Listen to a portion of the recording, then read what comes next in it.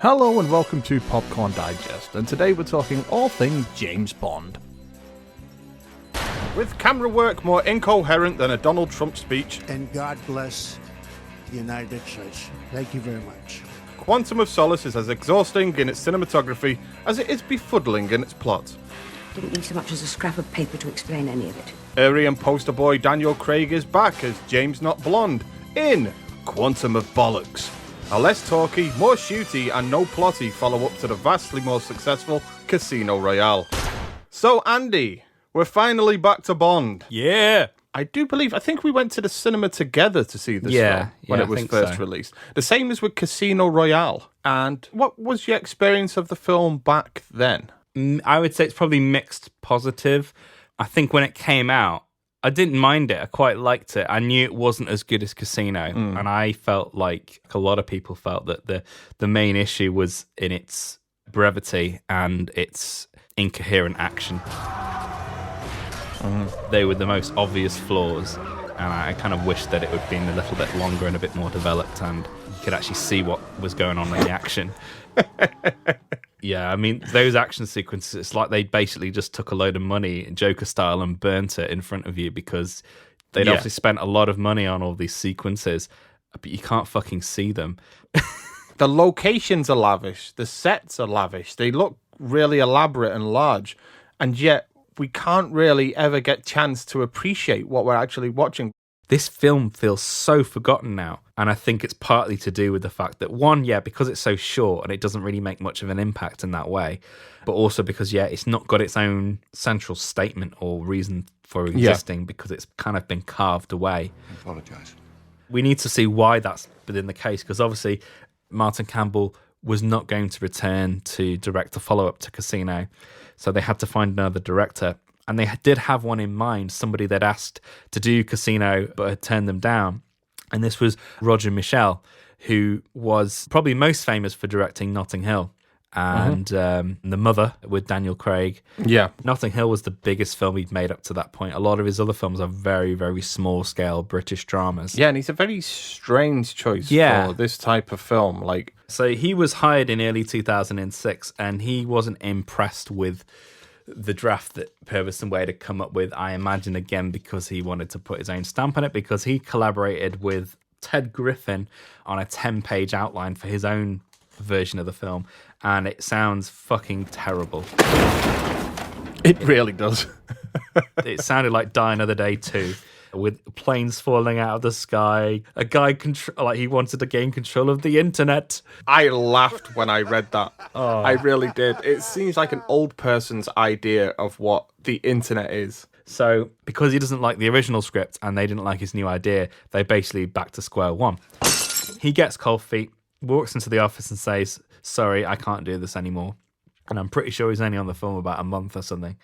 They've got no script, or they have to go back to the old script. Got no director, and he leaves in early 2007. So you've got 9 months before they are meant to start shooting. I was going to say, shooting is imminent. There's some other directors that are in consideration. Oh, when I read this list of directors that are in consideration, it did make me wince a little bit. Like, oh, could you imagine if we had got that version of the film? Yeah, so you've got people like Tony Scott. Yeah, which was one that I actually was like, I would have liked to have seen Tony Scott's Bond film. Jonathan Mustow. Oh, No.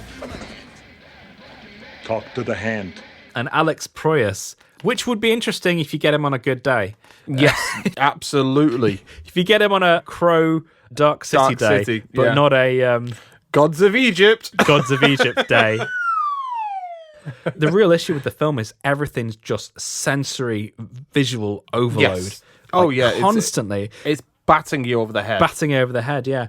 Just never having any time to breathe at the appropriate moment. And it starts from the beginning as well, like right from the beginning. You have that cocktail of just not being able to see what's going on. You've got subtitles going on that you're supposed to read really fast. And that opening sequence with the car chase, when you look at the behind-the-scenes footage, it's so elaborate. Yeah. All the setups they had. And you look at the locations as well, like it's that famous tunnel, then it's on like a quarry, if you stop it, it looks great. Like, this is a grand location, fantastic. But it's also like down to choices such as the types of vehicle that they've gone for involved in the chase. I keep on losing sight of which vehicle I'm supposed to be looking at and which vehicle Bond's in. That's the big issue with all the action sequences. There's never any geography to the sequences. You never really know where you are or what you're supposed to be following.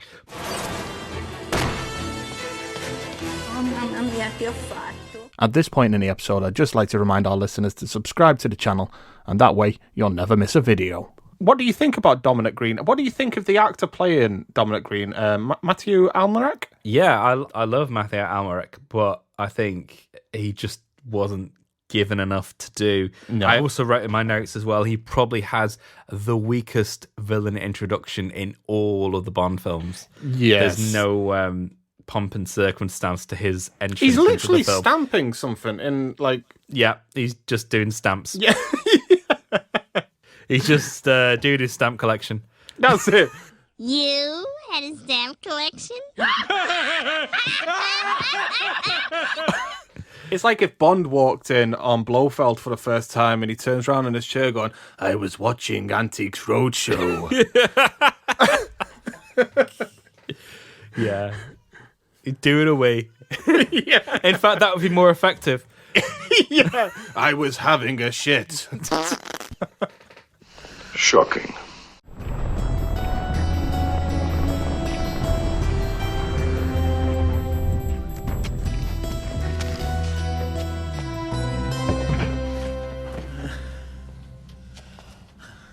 It's time to get out. I think the other thing I want to talk about in terms of this being a sequel to Casino and kind of flubbing it, but I think the other big thing is how it takes some characters that were established very well in Casino and completely waste them and doesn't give anybody coming in afterwards an opportunity to pick it up and do something else with it. And I'm specifically talking about the character of Rene Mathis, played by Giancarlo Giannini, who is easily one of the best Bond side characters ever and is completely wasted and done away with in this film in such an unceremonious way.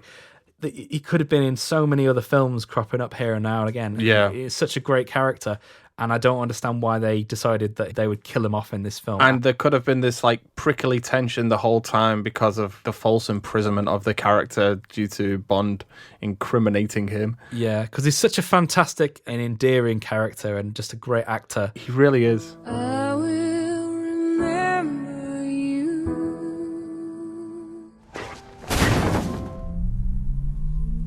Son solo las celdas de combustible. Hace funcionar todo este complejo. We've got to talk about this hotel. Definitely. Jesus Christ. Oh. So this hotel, I love that they introduce it like all of a sudden it rumbles to life at one point. Yeah. And somebody says, what was that? And he said, fuel cells.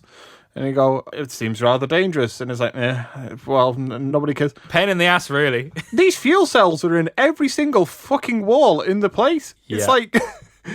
Anywhere there's a fight, to be honest, the whole thing sets aflame because somebody crashes their car in the car park.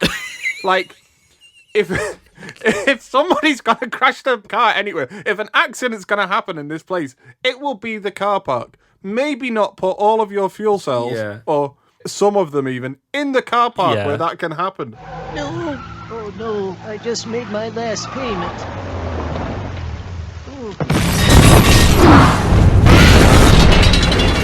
It's actually a real hotel in the Atacama Desert, which is the driest place on Earth. So if you're going to have something that's flammable, don't have it there because it's just going to... There's nothing to suppress it at all. Oh, it's so unbelievably stupid. It's like something out of an Austin Powers film. It really is. I'm pretty sure they could have come up with something better to have an excuse for explosions. It lessens its impact because it's just so stupid. Go with a bomb. Always go with a bomb. In a Bond film, go with a bomb. Bad guy, bomb. Just make some reason. There, it's done. You want a place to set aflame, that's fine. But it's like, I had a bit of a prank in the car park. Now we know 160 people are dead. Yeah, 160 died due to bad maneuvering. Yeah. in fender bender at hotel. Oh dear. They should have signs up there saying "Don't sneeze."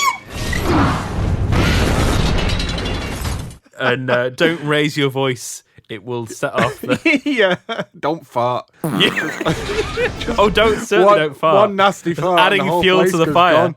Yeah. Thank you for listening to the latest episode of the show. Remember to like, share, and subscribe. And remember, you can catch the full-length podcasts both on our YouTube page and on any podcast hosting platform such as Podbean, Spotify, Apple Podcasts, etc. See you soon. It's the Popcorn Digest with Gareth and Andy.